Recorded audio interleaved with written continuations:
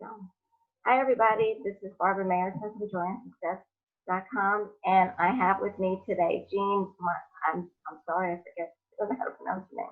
Monterastelli, it's a mouthful. It's something that I struggle with half the time, so you're in good company. Okay, good. And people have a hard time spelling my name and saying it too. So, well, thank you for clearing that up.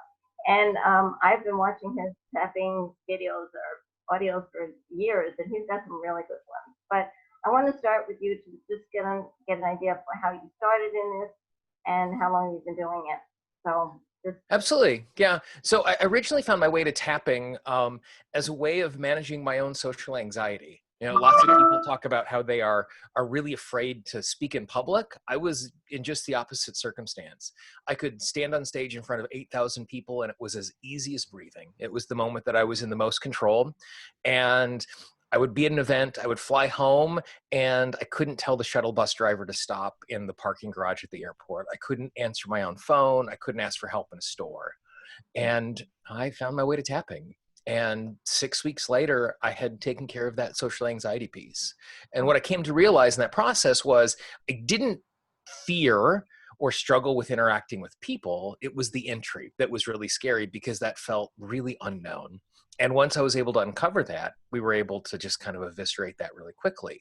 So then over the course of the next couple of years as I was traveling, I would just share tapping with people I met on the road, my friends, my family, just because it was kind of interesting. And in the process of doing that, I took a couple of my experiences and I sent them into Gary Craig back when he was sending out just little people sharing case studies in their own experiences. And I had a number of those published in his newsletter. And they were published with my email address, and people started sending me questions about the articles I wrote and about other things. And I thought, boy, this is really inefficient to reply to all these people one-on-one. Why don't I just start answering the questions on a website? So I created tappingqa.com as a way of just answering questions. And it was just a hobby. Like I had no intention beyond that. And about 9 months into doing that, someone sent me an email saying, can you please start selling stuff? And then about 6 months after that, someone sent me an email like, do you do phone sessions? I really like your style. And I'm like, oh, right. This is actually not just a hobby. This is something that could be a lot more than that. And so that was really the humble beginnings. And so, yeah, for 13 years now, I've just been creating resources, audios, videos, articles. There's about 960 free resources on the website, and we add at least 2 new resources every single week, sometimes more than that. well, I mean that's fascinating. I think what's so great about I love personal development and all of that kind of stuff, and everybody seems to be starting out from their own place, and they heal themselves, or some people don't, but a lot of people do. And I think it's wonderful that you did that and you learned how to do it for yourself and take care of yourself and just kind of going along. And I know we were talking about what to tap on, and it kind of like brought me to the place where like about success. And I think that in just hearing your story, that you were doing it for fun at first, and well, to heal yourself, and then for fun with your family and friends and people that you knew, and you weren't doing it as a business, but it turned out to be doing it for a long time, doing it as a business and success. And I think a lot of people go in for businesses or to make money instead of what do you love to do and what are you having fun doing. And I think maybe that would be a good place to start. You know, well, and just to go along with that, I want to be really clear about something. Like I think it's really great for people to do what they love, but I think in some capacity we have almost fetishized doing what we love as work. And I don't think that that's something that everybody needs to be doing. Like, you know, do things for the money. There are lots of things that I've done for the money because I need a place to live and I need to eat. And oftentimes we can almost get so hung up with, well, it has to be mission and taking care of myself at the exact same time. And I am all for working from a place of passion. But as we are figuring out what success looks like, there's so many different metrics of what success looks like. I mean, one of the really specific metrics I have for success is my lifestyle. It's not my work. I mean, my work, as much as I love it, and it is a passion for me, my work supports my life. My life does not support my work. Mm. And I have made decisions practically inside of my business so that I'm working a limited number of hours a week so I can go do those other things that I love. I mean, one of the reasons I moved to New York City was New York City. And it is an amazing, dazzling place. And when I moved from Baltimore, I tripled my expenses to move here. And that's not hyperbole. I literally tripled my expenses to move here, which meant that if I was going to move here and I was going to work in the exact same way, I would be working really hard and I wouldn't experience New York for what it is. And so I had to be practical in the way that I structured what success looks like. And so for me, success has many components. It has doing something that I think is ethical, like I'm doing work that I know is creating good and not harm. I, I, I Doing think, work that I enjoy. Now, that doesn't mean I enjoy every single minute of the day. Every single minute of the day. There's lots of things that I have to do for my business that are hard, that are gross. Like at no point no amount of tapping is ever going to make me love doing my bookkeeping or love doing my taxes. Like I'm open to that possibility, but that's probably not going to happen. But those are practical things that need to happen. And so success is about how I feel at the end of the day, how much money I'm making, the type of people I get to work with, and knowing that sometimes I can't accommodate every single one of my desires with every single choice. In the past, there is time where I focused on doing work around weight loss with clients. Now I'm good at it, but it's clearly not my favorite work. But I recognize the fact that I could do that work and support myself in a way that was allow me to build these other things. And so I think it's really important that when we think of success, it's not one thing, it's multiple things.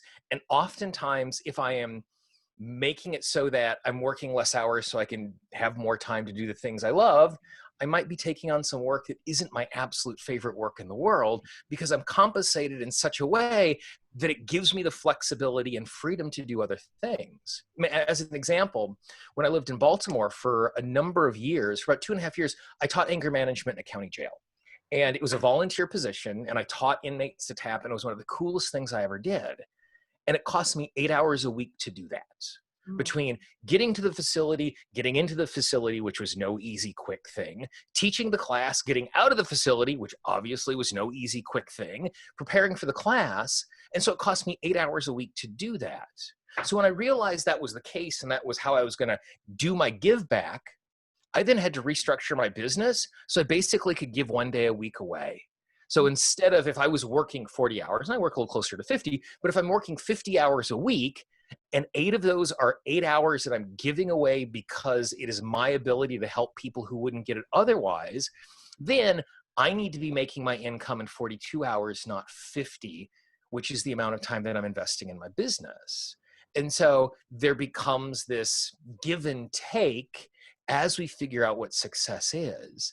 And so I think it's really important that we give ourselves, it's not a failing as a person who wants to make a difference in the world, who wants to do change work, to go, I need to be compensated in a just, fair way for the work that I'm doing, because it then allows me to do these other things. It allows me to have the life that I want. Because I'm not made to just get by. I'm made to thrive in my life. And those of us who have really heart-centered businesses oftentimes put ourselves in a position where I just need enough to get by. And I don't believe that we're made for that. I think we're made for so much better. And that doesn't mean that I'm selfish, and it doesn't mean that I'm greedy, because when I'm thriving, I show up for my work so much better. In the last 9 months of my life, working with my clients, I'm doing the best work I've ever done in my life. And it's because I've been working really hard in my craft, but I've also been working really hard on myself and working hard on making sure that my full life is comprehensive and rich and full, so that when I sit down here in my home office and turn Zoom on and I'm working with a client, I am showing up so much more well resourced and so much fuller and whole, because I'm making that investment in myself and I'm not putting everybody first all of the time, so that I can be more comprehensive in my work. well, I think that's fabulous. I mean, I think that's really the key to success, really, because a lot of people just focus on the money part of it, but really having a full life. I know living in New York City, and I'm not that far away from New York City, and I love the city and going to shows, and when we can do it, we'll be able to do it again someday soon, hopefully. And I love the city and I love having that lifestyle, but I think that we're so focused on making money and running after that instead of like having a full life. I was listening to Abraham Hicks this morning and talk about like crave freedom, crave that. Don't even think about the money, just crave freedom and crave having a wonderful life. Mm-hmm. You know what's right, and you've done it. You're doing that, and that's amazing, and that's so fabulous. And I think, like, really tapping on that, and like, let's maybe Yeah, find a way absolutely. to tap on finding success in everywhere, like being rich in every area of your life. Great. Yeah. So just tap on the side of the hand. Just take a nice big deep breath for me. And just move from tapping point to tapping point, repeating after me. I recognize the fact I recognize the fact that success has many facets, that success has many facets, and it touches many parts of my life. and touches many parts of my life. And my goal And my goal is to have a full, rich life. is to have a full, rich life. And my definition And my definition of a full, rich life of full, rich life is going to be different is going to be different than other people in my life. than other people in my life. And I'm allowed to have whatever definition I want. And I'm allowed to have whatever definition I want. And as I define that, And to define that, it's really important it's really important that I look at my life comprehensively that I look at my life comprehensively and recognize success and recognize success, is not measured by one thing. not measured by one thing. It's measured in my health. It's measured in my health, It's measured in my relationships. in my relationships, It's measured in my hobbies. measured in my hobbies, It's measured in my personal growth. measured in my personal growth, It's measured in my financial stability.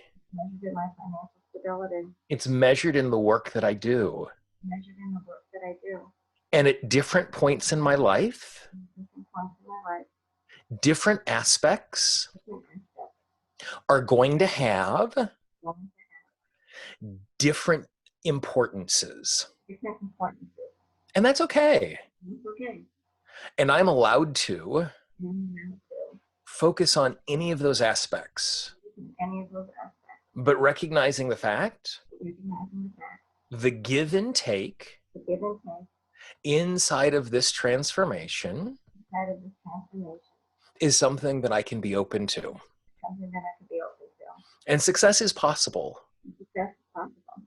And also, And also, success is not success is not an all or nothing proposition. all or nothing proposition. And it is possible for me And it is possible for me to be in this moment, to be in this moment, to appreciate what I have, to appreciate what I have, and to continue to and to continue to make choices make choices, to add richness to add richness, and to add depth and to add depth in my life in my life in so many different ways. so many different ways. Nice deep breath. That was fabulous. That was, that's really the key to life. That is definitely the key to life. And I think that, especially what's going on now, like everybody's focused on what's happening, but there is so many different ways about feeling successful and being successful. And I think the more that we focus on that, that's what grows. And we know that from law of attraction. And if we focus on all the good things in our life and focus on what is successful to us, and it is different for everybody else. I know some people want to travel and some people want to get married and have kids or and be at home or be at home and whatever it is or whoever it is, or for us go to see a Broadway show and going into the city. It's like that. So that was really fabulous. And then you've been doing this now for 13 years. You've been tapping and That was when that was when tapping was introduced to me. And then, yeah. And so I think my podcast turned 11 years old back in March. So I've been creating content for a little more than 12 years. That's fabulous. That's fabulous. Well, I know that we were supposed to be on for a little bit longer. You just sort of did it all. You just said it all. So I try to keep these like between 20 and 30 minutes. And this was shorter than that, but it's almost like, well, what else can you say at this point? Awesome. So I really appreciate it. And I know everybody, you're going to get so much out of this. And I think, just focus on your own success, whatever that means to you. And thank you again, Jean, for being here. And we'll see you